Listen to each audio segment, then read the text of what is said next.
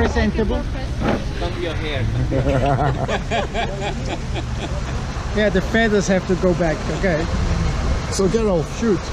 what inspired adventure flying?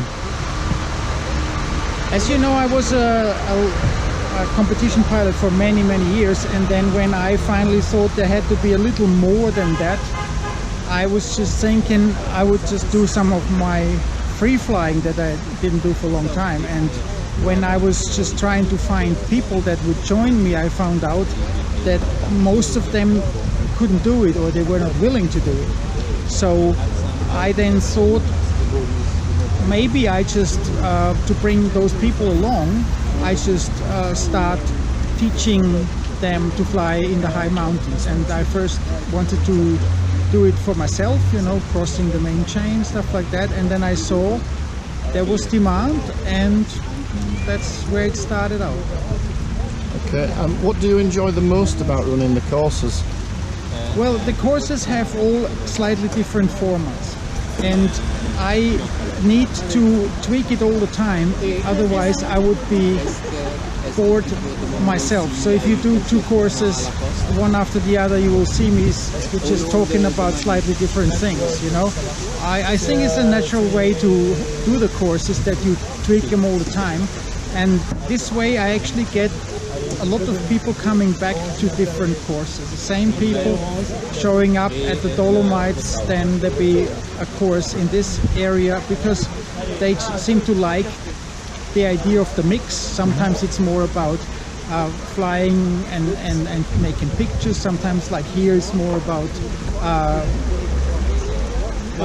the competition aspects of it, or we talk about the difficulties of flying in alpine terrain if you come from the periphery of Europe and you're not used to the mountains so much. So you can always give it a kind of a theme, so to speak. And the overall theme this year is climbing, but you can still adapt it to different places. Climbing in the comp is a little different from climbing in the high mountains. So that just keeps me. Okay, and what would you say to pilots who want to come on your courses? What should they expect to get out of the course, and what do you expect from them? I make a description of the courses, and I see that a lot of people often don't fit the description, mostly because there seems to be a tendency of pilots thinking their requirements are not so essential, and they would just fit the bill.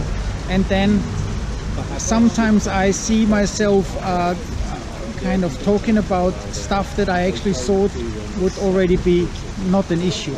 But if you think a little more about it, I realize, well, taking off and avoiding difficulty with taking off is always an issue, because if you fly in the high mountains, at some stage you have to launch, and usually you launch in higher ground. So if you're not good at launching, it's gonna bite you there. Same thing with landing, you know. The alpine terrain, by definition, doesn't have the widespread landing areas of the flatlands. So often it goes back, after we trying to mostly focus on the flying, it goes back to taking off and landing as well. Okay, thank you. Now, obviously, we are the best group that you have ever had. Why do you think this is? As a matter of fact, you are the nicest group. I would say probably even at the... I had people that probably had more spectacular records. Sometimes people that were former competitors, some Norwegians usually come back, and they actually quite good pilots. So on the level that the Norwegian course is hard to beat that. But that course with mostly British people seemed to be very interested in subjects, and I thought that was actually really also motivating me, because there's nothing more boring than trying to teach something to a person that is really not so interested in it, because he was just wanted to see some pictures of you or whatever, you know. And so here it seemed there was a good match between the expectation that the Brits had and what I was having, what I had prepared to offer to them. And I think that made it a kind of a pleasant atmosphere. Thank you.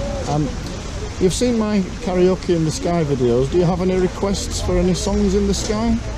I would like to see follow-up videos, but you might just pass it on, and you might pick the music and then pick the guy who has to sing next. Okay. That would be what I would like to see. We'll try Carl that. Wallbank, Johnny Carr. I want to hear them sing, and if they refuse to sing, at least they should say a nice prayer or a poem.